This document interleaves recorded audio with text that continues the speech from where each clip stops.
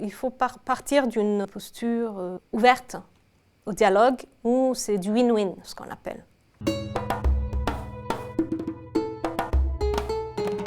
Je m'appelle Salih El Sawah, je suis franco-égyptienne, je suis avocate au barreau de Paris et du Caire et avocate étrangère en Angleterre et Pays de Galles. Et je suis cofondatrice avec Hugues Delaforge du réseau Junction.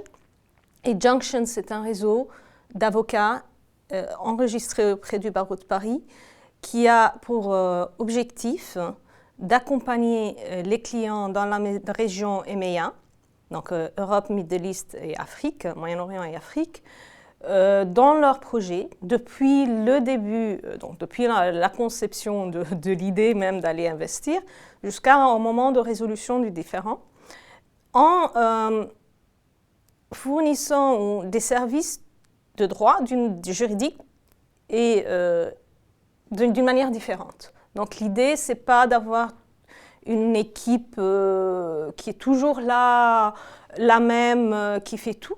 D'ailleurs, donc, bien au contraire, une équipe adaptée au pays où on intervient, aux besoins du client. Un client qui fait du renouvelable n'est pas le même client qui fait oil and gas. Et la spécialité des avocats, on ne peut pas tout faire, on ne peut pas être partout en même temps.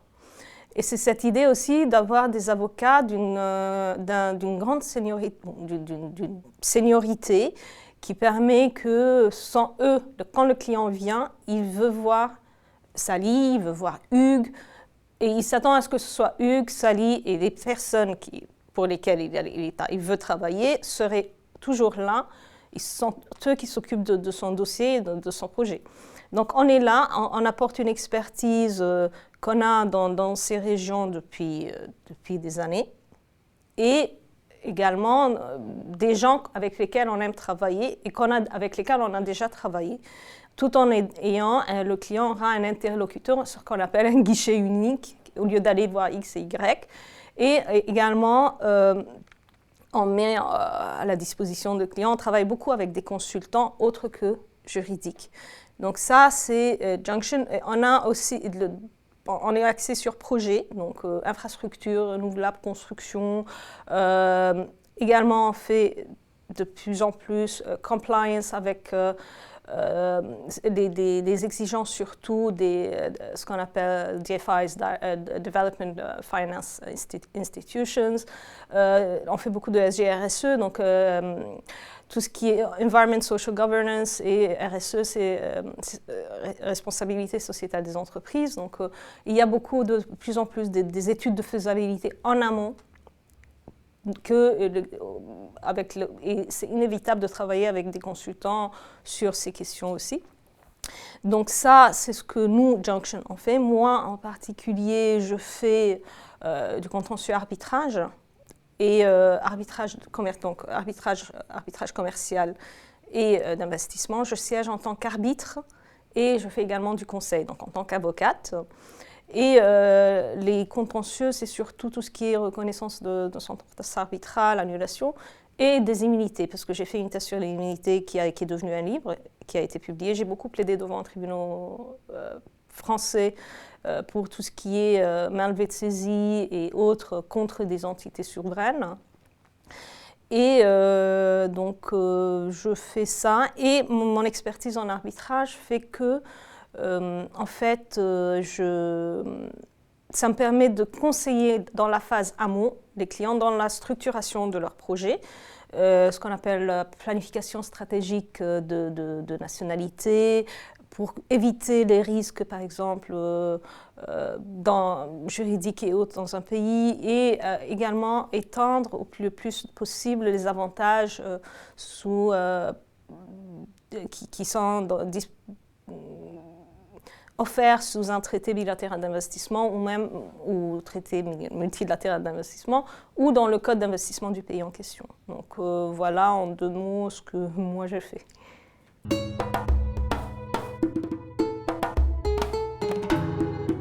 Oui, en fait, mon histoire avec l'OADA a commencé quand j'ai rejoint le cabinet Le Boulanger en 2006 à Paris.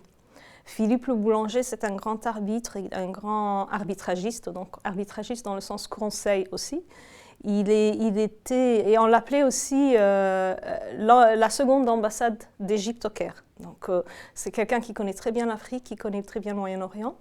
Donc je l'ai rejoint et à l'époque, il siégeait déjà en tant qu'arbitre dans des arbitrages CCJA, donc Cour commune de justice et de l'arbitrage. Et il était parmi ce qu'on appelle les pères fondateurs des actes uniformes. Donc on l'appelait aussi le Philippe l'Africain. Et donc il m'a donné la chance d'être secrétaire du tribunal arbitral dans des arbitrages où il était président tribunal arbitral sous l'égide de la CCJA. Et pour moi, voilà, je viens de l'Afrique du Nord, c'était fascinant de découvrir qu'il y a un droit uniforme des affaires applicable à 17 pays différents et qui est dans la protection d'harmonie et assuré par une cour commune, une cour suprême qui fait office de gardien de cette uniformité de normes. Mais en même temps, qu'il y a une deuxième casquette qui est l'administration des arbitrages sous le règlement de la CCJA de l'arbitrage.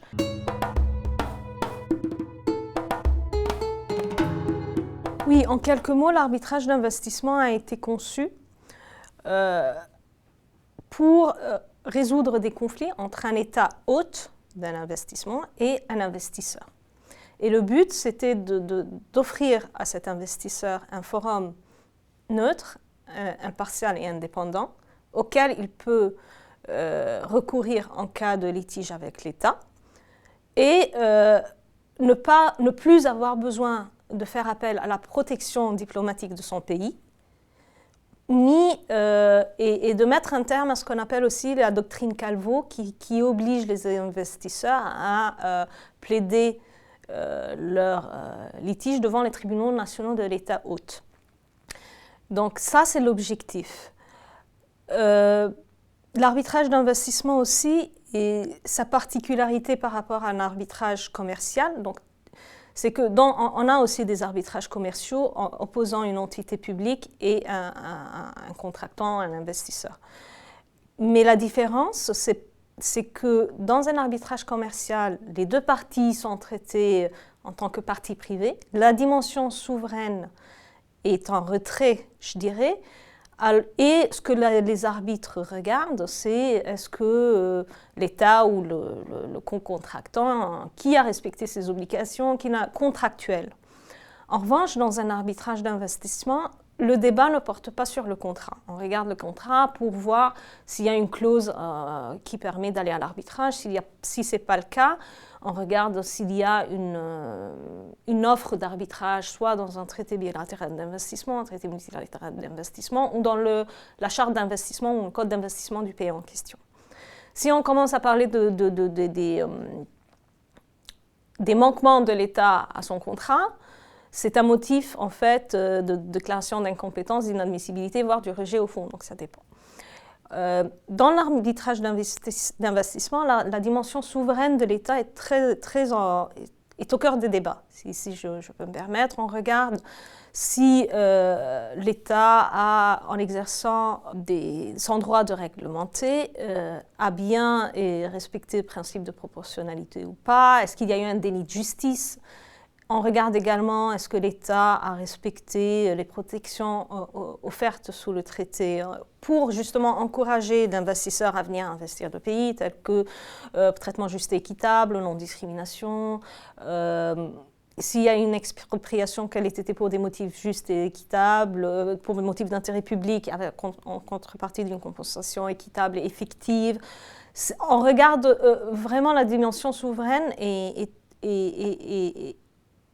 ici, est présente, elle est omniprésente.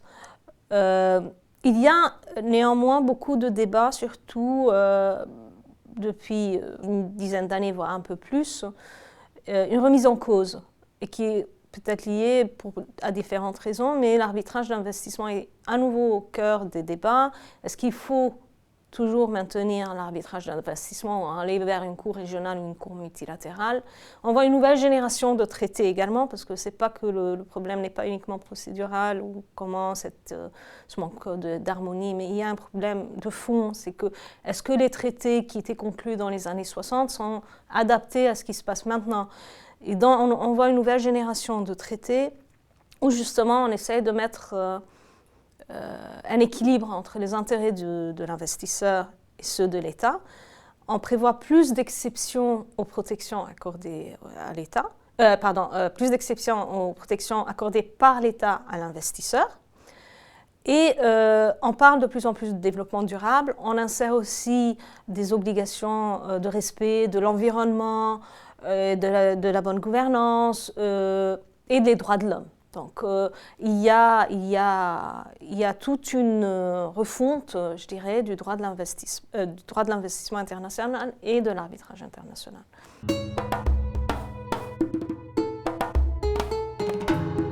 Dans la zone OHADA, il y a eu une réforme de l'acte uniforme de l'arbitrage et du règlement de la CCGA, de la Cour commune de justice et de l'arbitrage, qui est entrée en vigueur en mars 2018. Et dans le cadre de cette réforme, elle a eu pour objectif pas de moderniser plus l'arbitrage OHADA, avec plus de célérité de la procédure, renforcement de l'indépendance des arbitres. Il y avait déjà sous l'ancien régime, je dirais, une disposition expresse reconnaissant la capacité des personnes publiques et personnes morales publiques à compromettre. Elle est toujours maintenue. Et il y a eu aussi d'autres choses pour également raccourcir les délais, assurer plus de transparence. Et dans ce cadre, on a inséré des dispositions permettant, expresses dans l'acte uniforme, dans le règlement CCJA, permettant de recourir à la CCJA pour trancher des arbitrages opposant un investisseur à un État. C'est marqué expressément sous quelques conditions. Mais il faut savoir aussi qu'en dépit de cette nouvelle disposition, certains auteurs disent qu'il y a eu déjà des arbitrages d'investissement au sein de la CCJA. Moi, je n'ai pas eu ces sentences, je n'ai pas vu ces sentences. Mais il y a d'ores et déjà plusieurs traités et des codes d'investissement qui ont prévu le recours à la CCJA. Donc, des traités bilatéraux d'investissement par le Burkina Faso, je pense avec le Bénin et avec la Guinée. Il y a dans le code de la charte d'investissement du Mali, du Cameroun, la République du Congo, une disposition prévoyant le recours à la CCJA. Donc, ça existe, mais depuis la réforme, il y a un espoir et je pense une volonté aussi d'avoir plus recours à cet arbitrage d'investissement au sein de la CCJA. Et moi, je me demande, est-ce que aussi avec l'ASLECAF, la zone de libre-échange, l'accord sur la zone de libre-échange sur le continent africain, ça ne va pas encore accroître ce besoin d'aller devant la CCJA.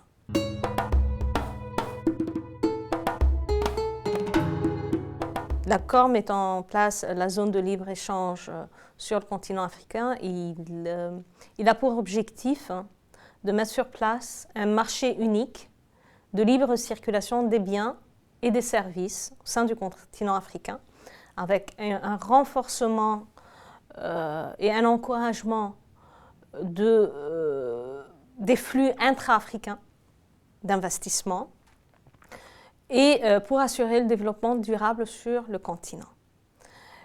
L'ASLECAF, il y a des mentions, mentionne expressément que cette zone, elle repose sur 8 zones, les REC, les Regional Economic Communities, donc communautés économiques régionales, hein. Dans la CEDEAO, par exemple, donc, il y a plusieurs États membres, presque tous les États membres de l'OHADA sont également membres soit de la CEDEAO, de la COMESA ou le CEAC. Donc, il y a ça. Donc, elle dit que ça repose sur ces piliers. Et en même temps, il y a eu un protocole sur la résolution des différends. Il y a eu ce qu'on appelle le pacte, code panafricain, code d'investissement panafricain, qui prévoit par exemple on voit bien des obligations de respect de l'environnement. On voit bien expressément aussi une mention du développement durable. Et il prévoit, alors que le protocole sur la résolution des différends qui a été adopté prévoit plutôt une résolution interétatique, donc il y a un besoin de prévoir un mode de résolution des différends entre l'investisseur et l'État qui ne repose pas justement sur cette intervention interétatique. Parce que, et à mon avis, c'est primordial de prévoir ce règlement direct. Et c'est là toute la réflexion en ce moment pour d'insérer ça dans le protocole sur l'investissement qui est toujours maintenant en négociation. Le Code panafricain d'investissement lui-même, il prévoit la possibilité de recours à l'arbitrage entre l'investisseur et l'État, mais sous certaines conditions, dont d'une part que le centre d'arbitrage ou que l'arbitrage ait lieu en Afrique, dans centres régionaux africains. Donc ça nous fait penser à la CCJA justement, notamment. Il faut qu'il y ait un consentement soit dans le contrat, soit dans la loi du pays d'investissement, et il faut également l'épuisement des voies de recours internes.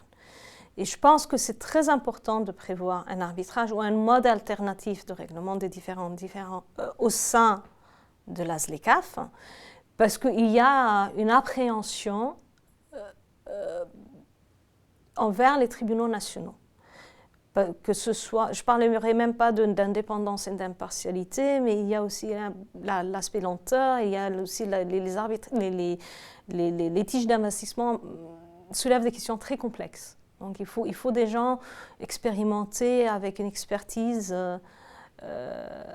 bien affirmée pour pouvoir résoudre ce genre de litige. Et moi, je l'ai vu par exemple je vous donne une anecdote pourquoi la résolution des différends est très importante pour le développement des investissements. Ça sort un peu de l'OHADA, mais ça donne une idée aussi de l'importance de prévoir un mode neutre ou un mode alternatif. En Égypte, quand on a mis en place, on voulait mettre le programme pour l'énergie renouvelable, il y avait ce qu'on appelait le Tariff In ou le programme 1. Et qu'il y avait un grand financement par les banques d'investissement les plus grandes, sur le niveau international et régional, et beaucoup d'investisseurs, et beaucoup de développeurs. Et ce qui a fait que ça n'a pas marché la première phase, c'est que l'État voulait mettre le siège en Égypte, il prévoyait l'arbitrage, mais le siège en Égypte. Et c'était pour beaucoup d'investisseurs, ils ont dit on arrête, on ne va pas avec ce programme. Alors que c'était des millions et des millions et des millions, il y a beaucoup d'intérêt. D'où une deuxième phase, un programme 2, où on a justement dit ok, on va à l'arbitrage du centre du Caire, mais le siège sera à l'étranger. Donc ça montre un peu l'importance d'avoir un mode alternatif de règlement différent,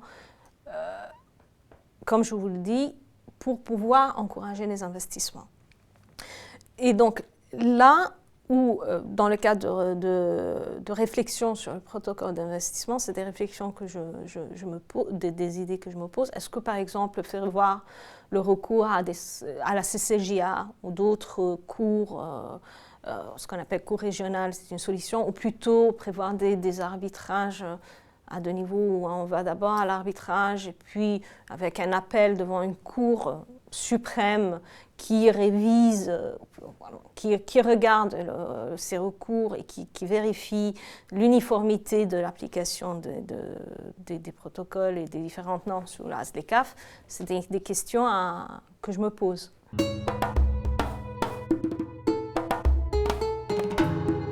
Je vais donner des conseils sur la base d'une expérience récente. Il y avait une société justement d'un pays de l'Afrique du Nord qui voulait investir dans un pays un État membre de l'OHADA. Et donc ils sont venus nous demander l'environnement juridique, qu'est-ce que je peux faire, quelles sont les garanties que j'ai au niveau fiscal, au niveau quelle société je vais créer, quels sont les modes de résolution des litiges qui sont prévus.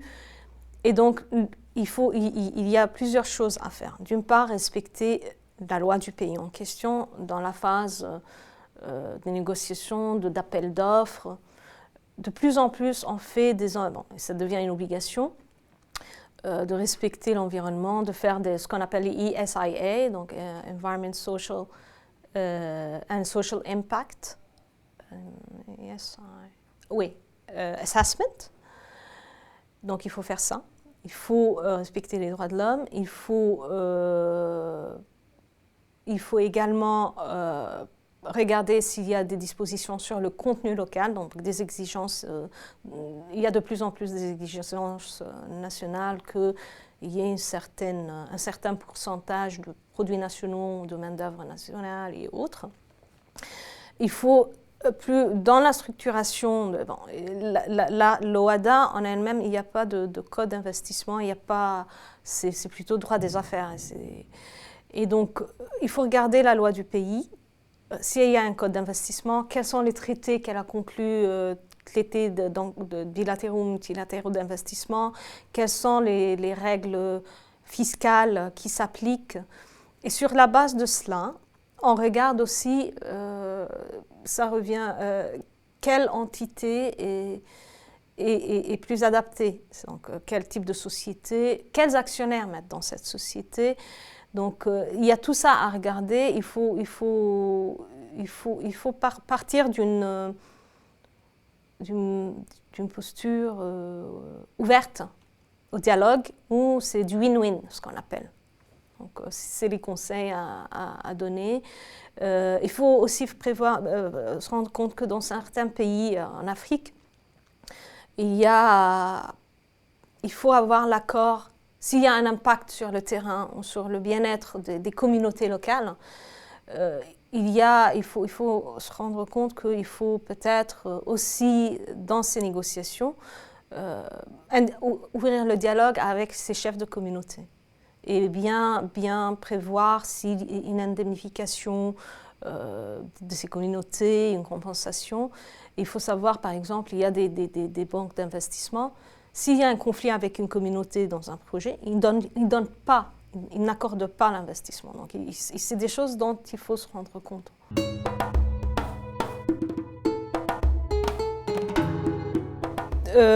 Déjà, je voudrais vous remercier. Et je trouve que c'est génial ce que vous faites. Et vous, voilà, c'est comme les investisseurs. Le monde a changé. L'Afrique et des pays en développement attirent de plus en plus d'investissements. Il y a beaucoup d'investissements intra-africains. Il y a beaucoup d'investissements vers l'Afrique. Il y a beaucoup de monde, voilà, comme je vous le dis, est en plein changement. Il y a eu pas mal de défis dans le Covid, mais il y a des choses aussi, le changement climatique. Tout ça fait qu'on est en plein changement et en plein, je dirais, en plein gestation, il y a des lacunes, mais il y a de plus en plus de choses qui se mettent en place. Et il faut savoir s'adapter. Mon conseil, c'est de savoir s'adapter. Il faut être très vigilant avec compliance. Il faut penser au développement durable. Il faut respecter la loi. Il faut avoir un esprit ouvert vers l'autre. Et ne pas hésiter à faire appel à des gens qui connaissent l'autre et qui connaissent la culture du pays, qui connaissent pas que la culture juridique, mais l'environnement où on va faire des négociations et des gaffes à faire. Il faut penser out of the box.